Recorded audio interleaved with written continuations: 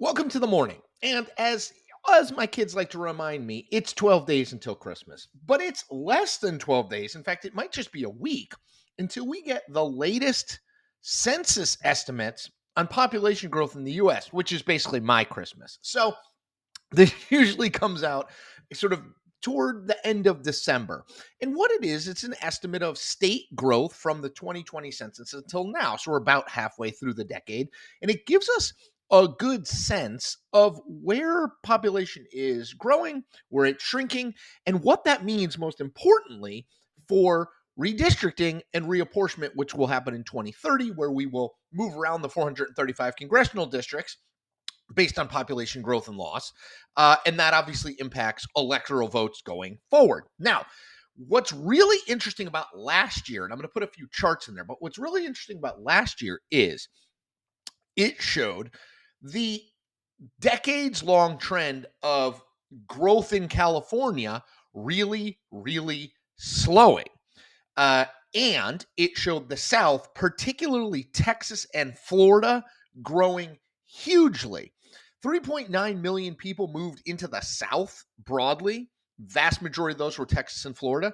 And that accounted for basically all of the population gain in America between 20 and 2023. Really interesting. Okay, so what does that mean for politics? Okay, couple things.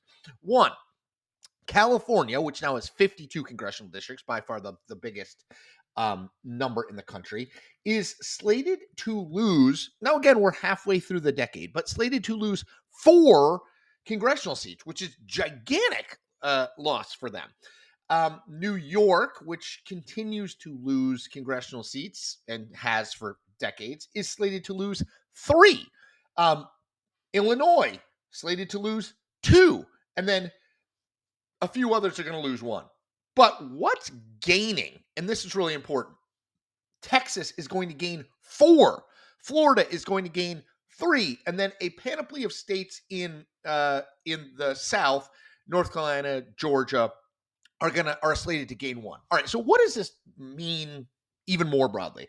Well, it suggests the South is becoming sort of our population driver and the hub of our politics, right?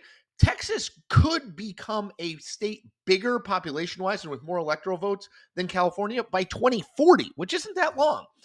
And the South, obviously, has become a very reliably Republican area. Yes, Joe Biden won Georgia in 2020. Yes, North Carolina has been competitive between the two parties, but Texas and Florida are the 2 fastest growing states in this country. They're going to add 7 congressional districts potentially, so 7 electoral votes in 2030. And that combined with the fact that California, solidly Democratic, New York, pretty solidly Democratic, Illinois, pretty solidly Democratic. Between them, they're going to lose, if the projections are currently right, 4, 3, 9 seats. So plus 7 for just Texas and Florida, minus 9 for California, Illinois, and New York. That is a major problem if you're Democrats, unless you can find ways to start winning more in the South. Yes, Democrats thought they were making inroads in Texas, but Donald Trump won easily in Texas in 2024, and Ted Cruz won easily in Texas in 2024. Florida, based on 2022 and 2024, looks like a little bit of a lost cause for Democrats, rather. It's a state that's moved heavily for the Republican Party. So I just keep an eye on it. The new estimates will come out end of this month-ish, next week or two. And maybe they'll be different. Maybe they'll be more positive. They'll show different, slower growth in the South. But if you continue to see major growth in the South, particularly Texas and Florida, and continued weakening in New England and in California, that is a big problem for Democrats, given their current electoral coalition. So I know we're looking into the future, but politics is about the movement of people. And I'm totally fascinated by this. So I'm keen on what the 2024 census estimates show. But take a look at the maps and stuff below. It shows a pretty clear trend, and that trend should be worrisome for for Democrats. Worrisome for Democrats. It's Friday. Forgive me. All right, everybody. Take care.